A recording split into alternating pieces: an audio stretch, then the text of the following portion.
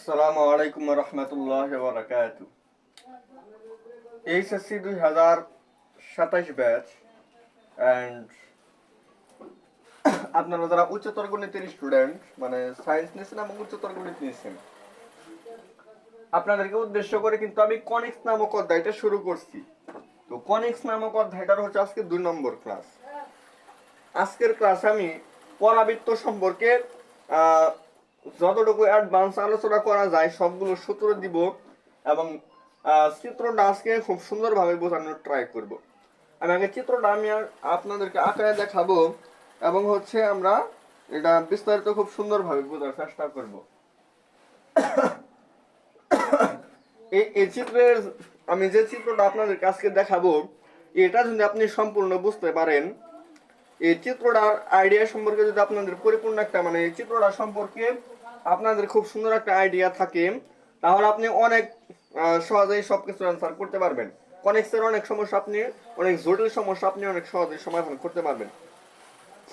এবং আমি গত ভিডিওতে যেটা আলোচনা করছি ওইটাও আমি একটু রিভিউ করব। অ্যান্ড আমি হচ্ছে ম্যাথ শুরু করব এবং আগামী ক্লাস আমরা পরিপূর্ণভাবে পরাবৃত্তের ম্যাথ শুরু করব। তো এটা হচ্ছে আমাদের এক্স অক্ষ, এটা হচ্ছে আমাদের ওয়াই অক্ষ। তো এই হচ্ছে এক্স ওয়াই।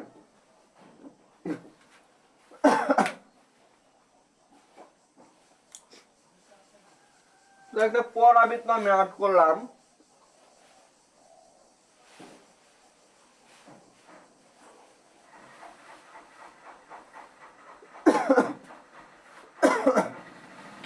এবং এটা হচ্ছে আমাদের একটা পরাবৃত্ত, ভালো করে বোঝার ট্রাই করবেন।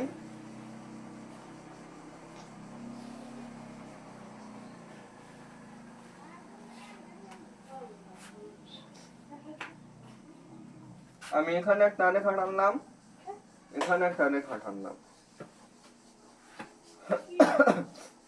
তো ভালো করে বোঝার ট্রাই করেন। আমি এখানে যে আমি রেখাটা টানছি, এখানে আমি আরো একটা রেখা টানবো।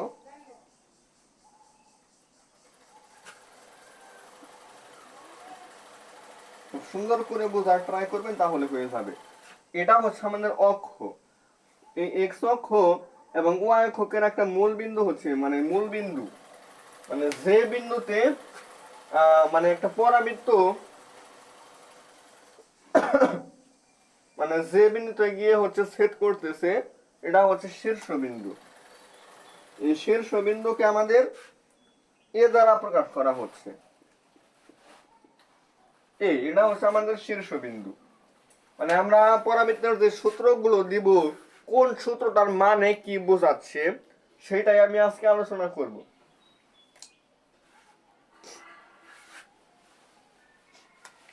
এবং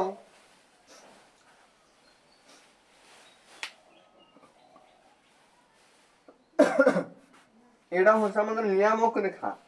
নিয়ামক রেখা এটা হচ্ছে এম এম প্রাইম আমাদের নিয়ামক রেখা। তো এই বিন্দু থেকে এটা যতটুকু দূরে আছে, এই বিন্দুটা ততটুকু দূরে আছে। এবং পরাবৃত্তের যে বিন্দুতে গিয়ে হচ্ছে ছেদ করছে, এই বিন্দুটা হচ্ছে আমাদের পি এক্স ওয়াই। এটাও আমাদের পি এক্স ওয়াই।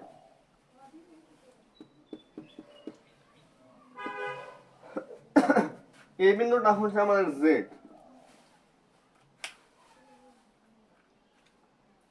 এন্ড এটা কোন অক্ষকে স্পর্শ করছে? এক্স অক্ষ। তাহলে এটা হচ্ছে আমাদের অক্ষ রেখা।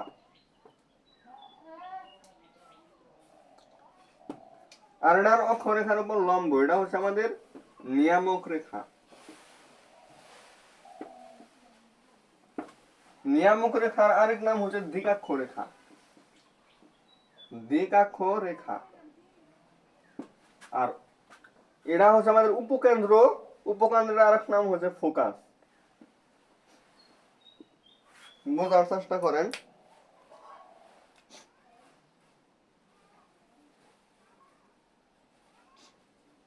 তো এই বিষয়গুলো আমি হচ্ছে গত ভিডিওতে আমি আলোচনা করছি। এবং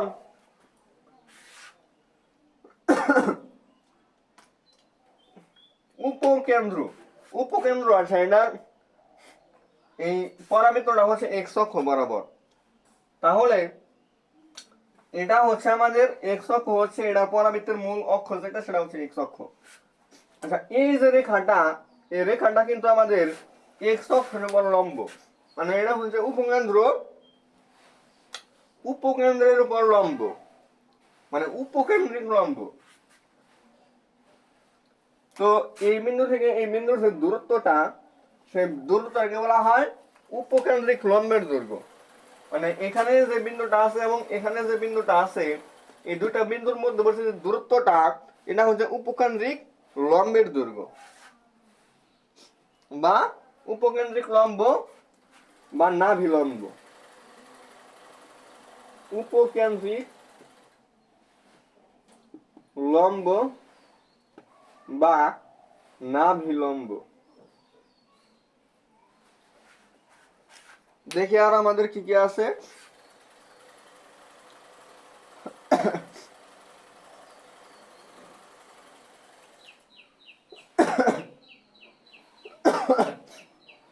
তো এখানে শীর্ষবিন্দু এটা, এটা আমাদের শীর্ষবিন্দু, এটা আমরা বুঝতে পারলাম। এরপরে উপকেন্দ্রের স্থানাঙ্ক, এটা হচ্ছে এটাকে আমরা এস দ্বারা প্রকাশ করি। উপকেন্দ্র আমরা বুঝতে পারলাম। উপকেন্দ্রিক লম্বের দৈর্ঘ্য সেটাও আমরা বুঝতে পারলাম। এবং উপকেন্দ্রিক লম্বর যে রেখাটা, উপকেন্দ্রিক লম্ব এটা কিন্তু একটা রেখা, এটার একটা সমীকরণ আছে। তো এই রেখার যে সমীকরণটা হবে সেটা হচ্ছে উপকেন্দ্রিক লম্বের সমীকরণ। আচ্ছা, তারপর হচ্ছে এটা হচ্ছে অক্ষ, অক্ষের অক্ষরেখার যে সমীকরণ, অক্ষের সমীকরণ বলা হয়। এরপর আছেন শীর্ষে স্পর্শকের সমীকরণ, মানে শীর্ষকে স্পর্শ করবে, যেমন যে ওয়াই অক্ষ হতে পারে, এটা শীর্ষকে স্পর্শ করবে। শীর্ষকে স্পর্শ করছে না ওয়াই অক্ষ, তাহলে এটা হলো শীর্ষের স্পর্শকের সমীকরণ, এরকম হতে পারে। এরপর এটা হচ্ছে আমাদের নিয়ামক রেখা।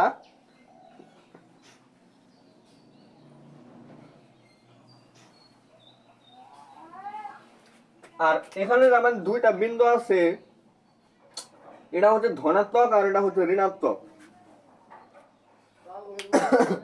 তো এটা আমরা লিখবো যে উপকেন্দ্রিক লম্বের ধনাত্মক দিকের প্রান্তবিন্দু, ধনাত্মক দিকের প্রান্তবিন্দু হচ্ছে এটা, ঋণাত্মক দিকের প্রান্তবিন্দু হচ্ছে এটা। এরপর আসেন অক্ষরেখা এবং দিগাক্ষরেখা, এই বিন্দুতে ছেদ করছে, এটা হচ্ছে অক্ষরেখা এবং দিগাক্ষরেখার ছেদবিন্দু। এরপর আসেন ফোকাস দূরত্ব।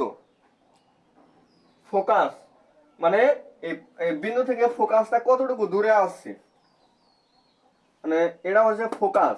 এই ফোকাস থেকে এই যে পরাবৃত্তটা, আমি বলছিলাম যে পরাবৃত্ত থেকে সবসময় একটা নির্দিষ্ট দূরত্ব থাকে, একটু কম বেশি হতে পারে। তো এখান থেকে যে দূরত্বটা আছে, এই দূরত্বটা হচ্ছে আমাদের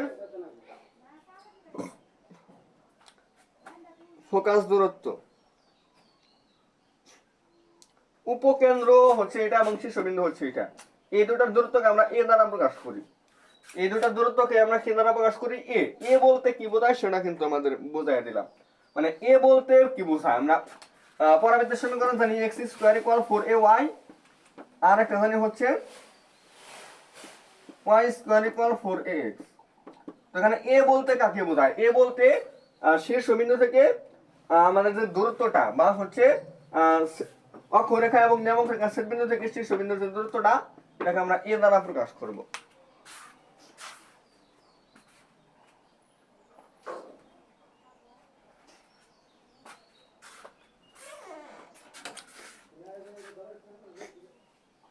এবং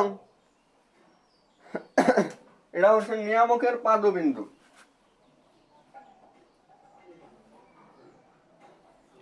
উপকেন্দ্রিক লম্ব বলতে যে এই রেখাকে বোঝানো হচ্ছে, এই রেখা হচ্ছে আমাদের উপকেন্দ্রিক লম্ব এবং হচ্ছে নিয়ামক রেখা যে এটা, এই দুটার মধ্যবর্তী দূরত্ব আমাদের কত হবে?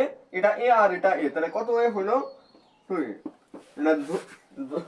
দূরত্ব যেহেতু, এই কারণে আমাদের পরম মান ইউজ করতে হবে। তো এখন আমরা সূত্র দিব। এই হচ্ছে আমার সম্পূর্ণ চিত্র এবং সম্পূর্ণ বেসিক। সবাই একটু বোঝার চেষ্টা করবেন। আমি হচ্ছে এখন সূত্র দিব।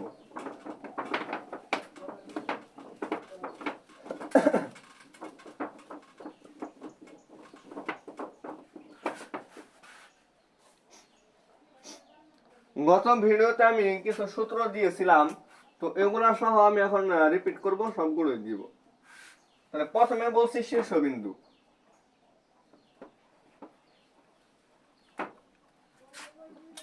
এখানে লিখি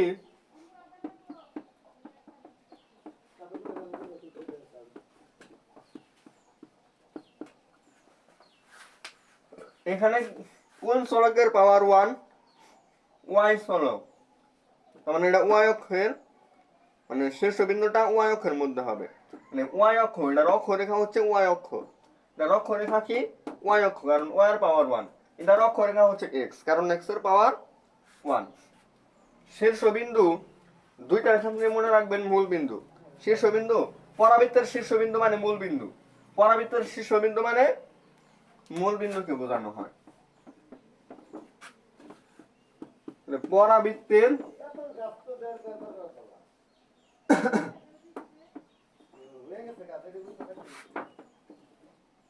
শীর্ষবিন্দু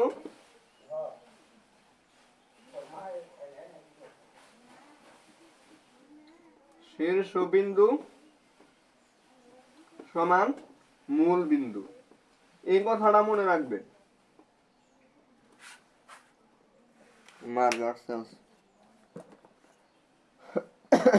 উপকেন্দ্রের স্থানাঙ্ক, উপকেন্দ্রের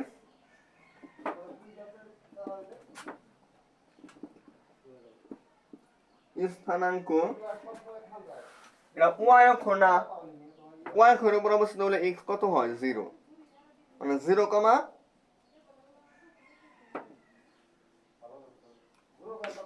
0,8। তাহলে আমার এটা এক্স অক্ষ, মানে ওয়াই কত? 0, a,0। যে অক্ষ, কোন অক্ষ, এক্স এর জন্য কোনটা 0 হয়, ওয়াই এর জন্য কোনটা 0 হয়, সেটা কিন্তু আপনারা পারেন। উপকেন্দ্রিক লম্বের দৈর্ঘ্য। আচ্ছা, আমি এত বাংলা কথা না লিখলাম। উপকেন্দ্রিক লম্বের দৈর্ঘ্য হচ্ছে, উপকেন্দ্রিক লম্বর যে দৈর্ঘ্যটা আছে সেটা হচ্ছে এর সাথে আপনার 4 গুণন করতে হবে। এবং এটা যেহেতু একটা দৈর্ঘ্য বোঝায়, দৈর্ঘ্য কোনো ঋণাত্মক হতে পারে না, তো পরমান হবে। এটার ক্ষেত্রেও সত্য, এটার ক্ষেত্রেও সত্য, দুইটার ক্ষেত্রে সেম। উপকেন্দ্রিক লম্বের সমীকরণ, এখানে কি আছে? এ এবং ওয়াই, তো ওয়াই থেকে এ বাদ দিবেন। এটার মধ্যে কি আছে? এ এবং এক্স, তো এক্স থেকে এ বাদ দিবেন। সমীকরণ যেহেতু, এই কারণে ইকুয়াল 0। তো এটা কি? এটা হচ্ছে আমাদের উপকেন্দ্রিক লম্বের সমীকরণ, অক্ষের সমীকরণ। ওয়াই অক্ষ মানে এক্স ইকুয়াল 0, এটা এক্স অক্ষ মানে ওয়াই ইকুয়াল 0, এটা অক্ষরেখার সমীকরণ। এরপর আসেন শীর্ষে স্পর্শকের সমীকরণ। তো শীর্ষকে স্পর্শ করে কি? এটা অক্ষের উপর লম্ব। তাহলে এটা যদি এক্স ইকুয়াল 0 হয়, তাহলে শীর্ষের ক্ষেত্রে কি হবে? অপরটা হচ্ছে ওয়াই, এটা হবে ওয়াই ইকুয়াল 0, এটা হবে এক্স ইকুয়াল 0। নিয়ামক রেখা, এটা হচ্ছে উল্টা, জাস্ট যোগ করবেন। এটা হচ্ছে নিয়ামক রেখার সমীকরণ। ধনাত্মক প্রান্তবিন্দু হচ্ছে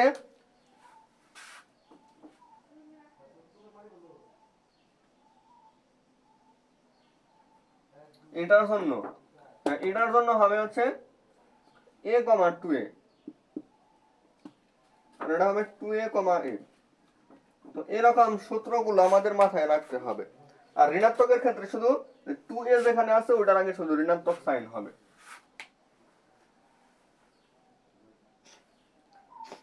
অক্ষরেখা এবং দ্বিঅক্ষরেখা বিন্দু ছেদ করে, ওটা হচ্ছে আমাদের কি? ওটা কিন্তু আমাদের যেটা এক্স অক্ষের জন্য, তাহলে এক্স অক্ষের কে ছেদ করবে, মানে y0। তো এটা হচ্ছে আমাদের, এটা ঋণাত্মক দিকে হয়, এটা অলওয়েজ ঋণাত্মক দিকে হয়। তো -a,0, আর এটার জন্য হচ্ছে 0, -a।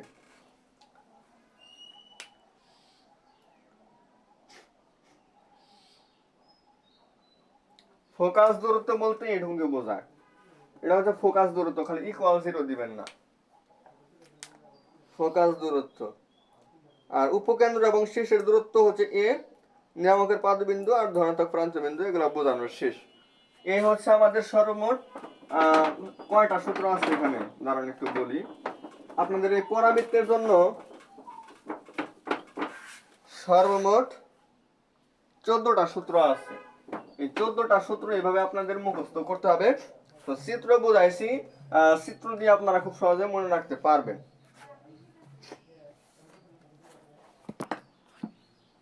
তো আমি হচ্ছে সিম্পল আজকে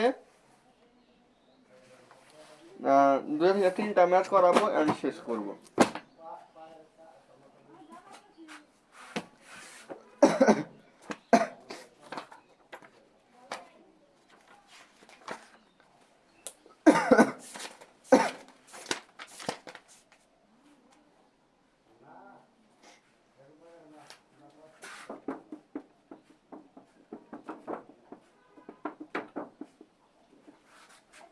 এটা একটা পরাবৃত্তের সমীকরণ।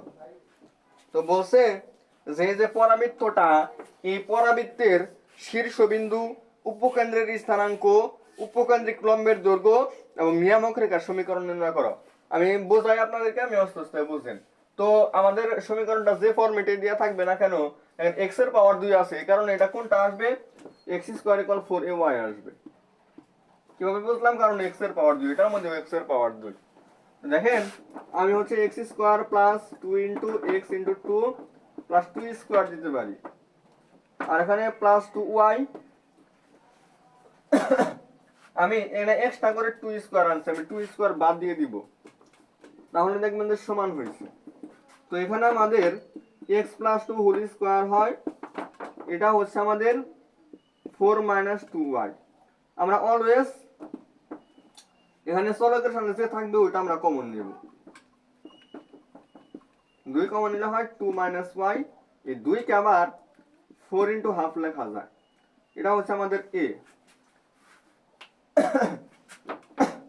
এটাকে যদি আমরা এটার সাথে তুলনা করি, তাহলে আমাদের তো এটার ক্ষেত্রে শীর্ষবিন্দু ছিল 0 0, তাহলে এটার ক্ষেত্রে কি হবে, মানে x এর কাছে থাকবে সে সমান 0, অর্থাৎ x প্লাস 2 সমান 0, তাহলে x এর মান হচ্ছে -2, মানে y এর জায়গায় যে থাকবে সেটা সমান 0, y সমান 2। তাহলে আমাদের শীর্ষবিন্দু কত আসলো,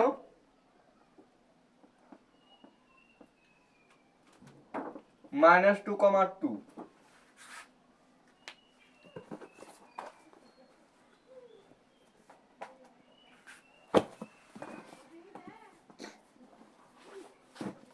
মার্গার সমস্যা খালি দিবারছে না। তো শীর্ষবিন্দু হচ্ছে এটার সাথে এটাকে তুলনা করব, এখানে যেখানে x আছে, এখানে যে x এর জায়গায় যে থাকবে সেটা সমান 0, কারণ 0 এবং 0 মূল বিন্দু ওটা ছিল, তো এইভাবে নিয়ে আস।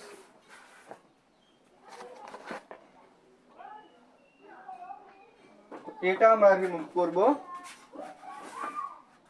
তাহলে আমরা শীর্ষবিন্দু পাইলাম। এরপর হচ্ছে আমাদের উপকেন্দ্রের স্থানাঙ্ক, এটা y এর পাওয়ার 1 না, y অক্ষের উপর অবস্থিত, মানে a হচ্ছে y অক্ষের উপর অবস্থিত, মানে কি ভুজ 0, ভুজ কত এখানে x প্লাস 2, এটা সমান 0, x এর মান আসে -2,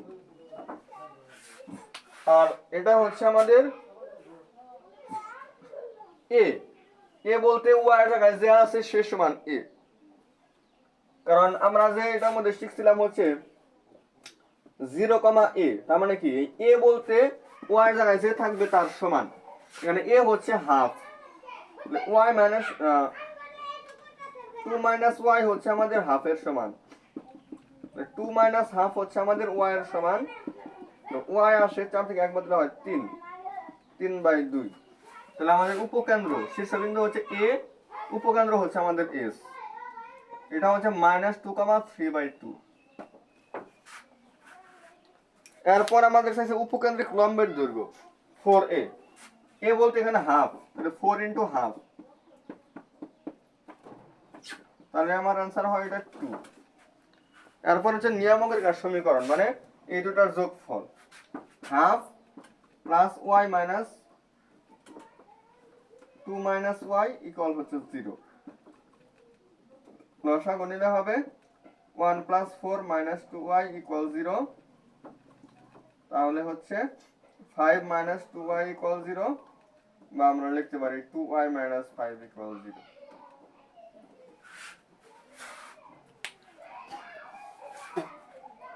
শীর্ষবিন্দু হচ্ছে -2,2,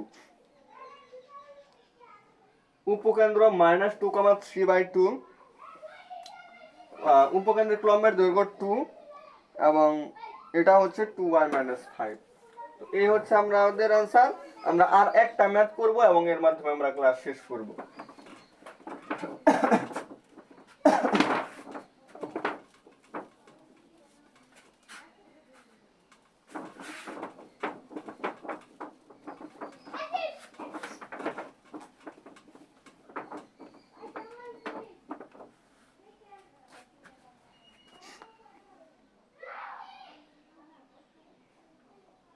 আমাদের পরাবৃত্তের আদর্শ ফরম্যাটে নেওয়া শিখতে হবে। তো দেখেন y² = 8x - 8y, y² = 8x - 8y, তাহলে y আমরা এই পাশে আনব, তাহলে এটা আমাদের y² = 4ax এই ফরম্যাটে হবে, প্লাস 8y, এটা হচ্ছে আমাদের 8x এর সমান। তাহলে y² + 2 y * 4 + 4², এই পাশে 16 যোগ করছি, এই পাশে 16 যোগ করব, y + 4² এই পাশ থেকে 8 কমন নিলে হবে x + 2, 8 কে লেখা যায় 4 × 2। আচ্ছা, তাহলে আমাদের আদর্শ ফরম্যাটটা এসে পড়ছে। এবার বলছে শীর্ষবিন্দু, শীর্ষবিন্দু মানে কি 0 0, x + 2 = 0, x এর মান আসে -2, আবার হচ্ছে y + 4 = 0, y এর মান আসে -4, তাহলে কত আসলে আমাদের -2 -4, এটা হচ্ছে আমাদের a অর্থাৎ শীর্ষবিন্দু। এরপরে আসেন উপকেন্দ্রের স্থানাঙ্ক, এটা x এর পাওয়ার 1, x অক্ষের উপর অবস্থিত, y কত 0, তাহলে হচ্ছে a, 0, এটা হচ্ছে আমাদের ফর্মুলা। তো a বলতে এখানে ভুজ, মানে x + 2 হচ্ছে 2 এর সমান, x + 2 কত 2 এর সমান, তাহলে x এর মান কত 0, x এর মান 0, আর কত y + 4 = 0, y = -4, মানে s হচ্ছে আপনার 0, -4। একদম সহজ। উপকেন্দ্রিক লম্বের দৈর্ঘ্য 4 × a, a কত 2 মানে 8, এটাই आंसर। এরপর হচ্ছে আমাদের নিয়ামক রেখার সমীকরণ, এখানে যে দুটো আছে এই দুটোর যোগফল x + y + 2 = হচ্ছে 0, x + 4 = হচ্ছে 0, শেষ। তাহলে আমরা এই চারটা জিনিস আমাদের নির্ণয় করতে বলছে। শীর্ষবিন্দু -2 -4, উপকেন্দ্র 0, -4, উপকেন্দ্রিক লম্বের দৈর্ঘ্য 8, নিয়ামক রেখার সমীকরণ x + 4। তো এই ছিল আমাদের আজকের ক্লাস। আমরা আগামী ক্লাসে হচ্ছে আরো খুবই গুরুত্বপূর্ণ কিছু ম্যাথ সলভ করব। এরকম আমাদের বিভিন্ন ইনফরমেশন দেওয়া থাকবে, বুঝতে পারছেন? তো ইনফরমেশন মানে আমাদের সমীকরণগুলো দেওয়া থাকবে, আমাকে যে 14টা ফর্মুলা যে আমাদের আছে এই 14টা ফর্মুলা আমাদের মুখস্থ রাখতে হবে, এবং যে কোনো সময় যে কোনোটা আমাদের চাইতে পারে।